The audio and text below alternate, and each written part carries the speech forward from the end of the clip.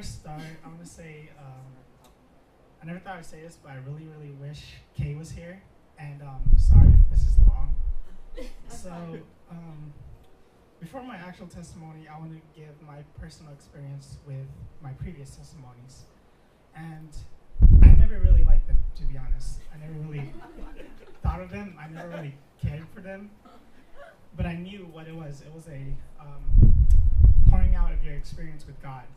And I knew what it meant, but I didn't really know what it meant. And I think now I do. So going into this vision camp, I knew I was supposed to give a testimony. Pastor was texting us saying, "What have you learned?" And then Patricia said something. Me and Reddy didn't really say something.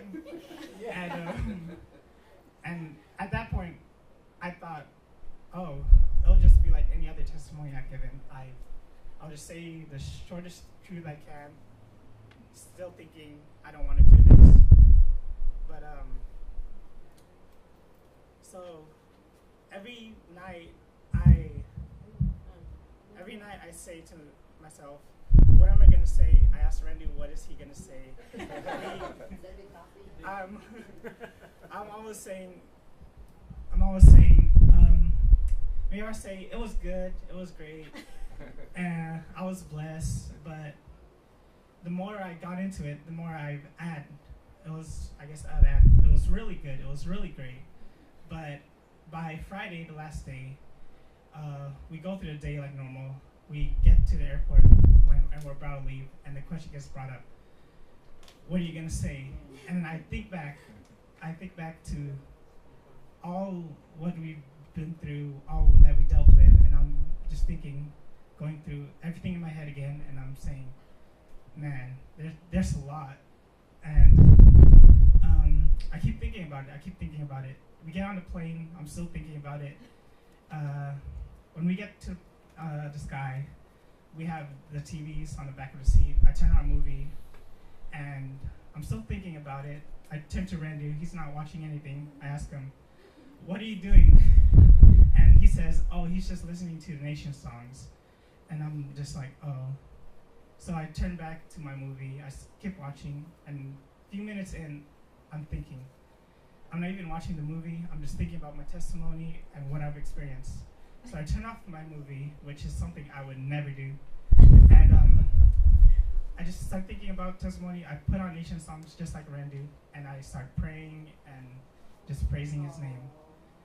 For the remainder of the flight, I do this, it's 3 hours, and I've never prayed for even 5 minutes.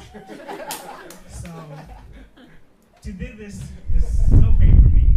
So we get home, my mom and dad pick us up. I go to sleep because we've been sleeping for 4 hours only throughout the whole week. And next day we wake up and we have lunch at Sister Percy and Brother Bear's house. And right when I walked in the door, Pastor greets me and says, "How was it?" And I'm like, I don't even have my testimony yet. So I'm thinking, I'll say, oh, what's the shortest description I could give to make it truthful and meaningful? I say, I think maybe I'll just say it was good, it was fun, but I just say, oh, it needs to be more descriptive. So I say, it was really good, it was really fun. And this goes on. Sister Percy asked me, Brother Bear asked me, Sister Myra asked me, Brother Francis asked me. I say the same thing. It was really good, it was really fun. And I'm just like, man, that's not good enough. So I go back to thinking about my testimony. I'm like, is this good enough? And then I just say, it's not. I could say all we've been through, all we've dealt with, all we experienced, every emotion, every feeling, I could tell you what we did when we got there to the end. And it still wouldn't be good enough. So I'm just thinking, and the point behind this is there's nothing I could say that could personally, there's nothing I could personally say that will allow you to feel what I felt. It's impossible for me to do that. regardless of what big words I use, whatever, how long it is, I can't say anything. So,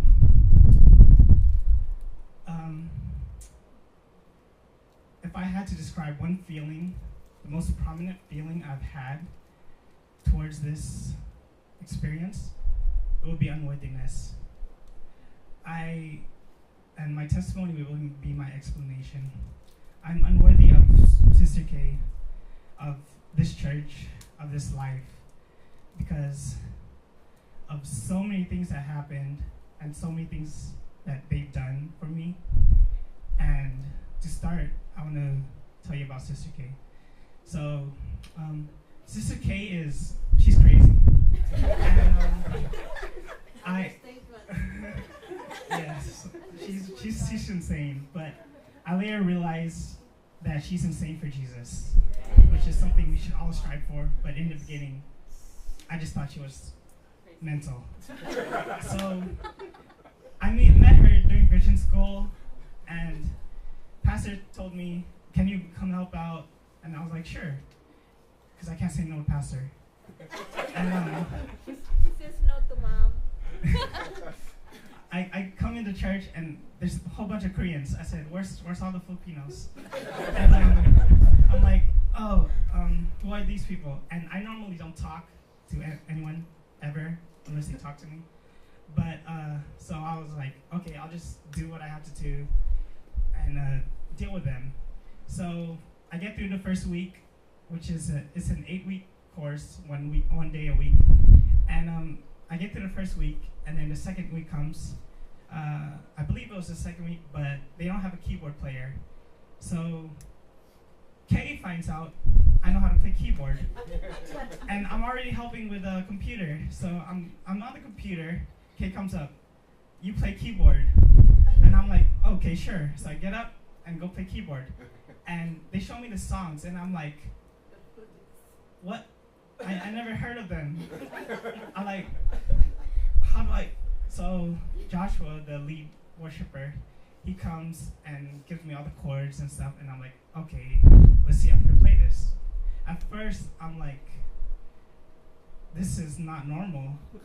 And then, as we get into it, I kind of get the rhythm and the tempo and everything.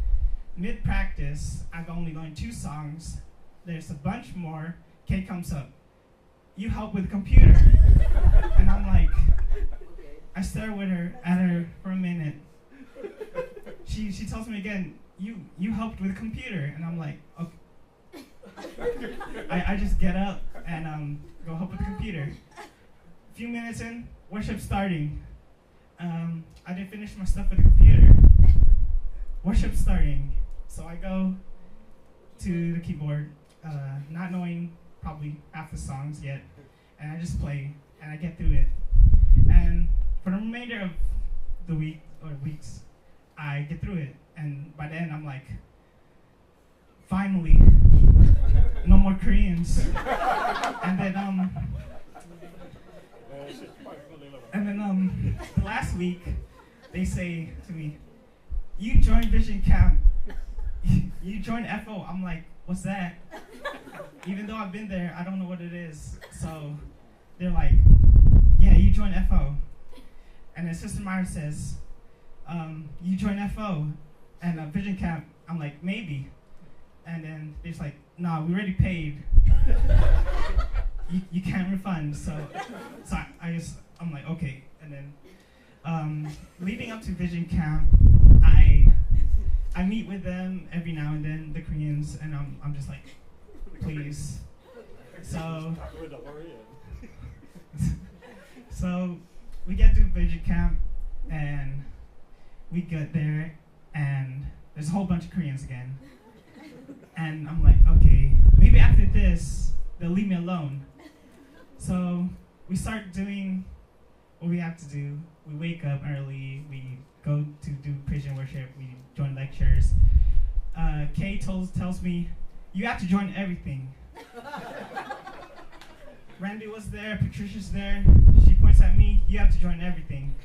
And I'm like, man, there's only 4 hours of sleep, Praise and worship lasts like 2 hours. Each lecture about 3 hours.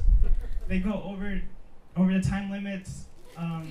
We have to eat in like 5 minutes. When we get down, worship starting.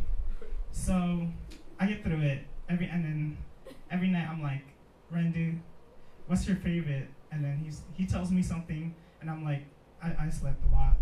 And then we get through it, and finally it's over, and then I just start thinking and recapping what I've been through. And I realize I've never praised and worshiped so intensely, prayed so intensely, called out to God so intensely. And although the lectures were great, although everything they taught us was important, I looked back at my life and was like, I'm doing nothing. And pastors always telling us, being a Christian doesn't end on Sunday after church. It's something you have to do every day, every hour, every minute, every second of your life. And I realize this now. And as I start to think, I think back and ask myself, do I deserve to go to heaven? And I said, I'm not even 100% sure. I'm not even 50% sure. I'm not even 10% sure that I will go to heaven.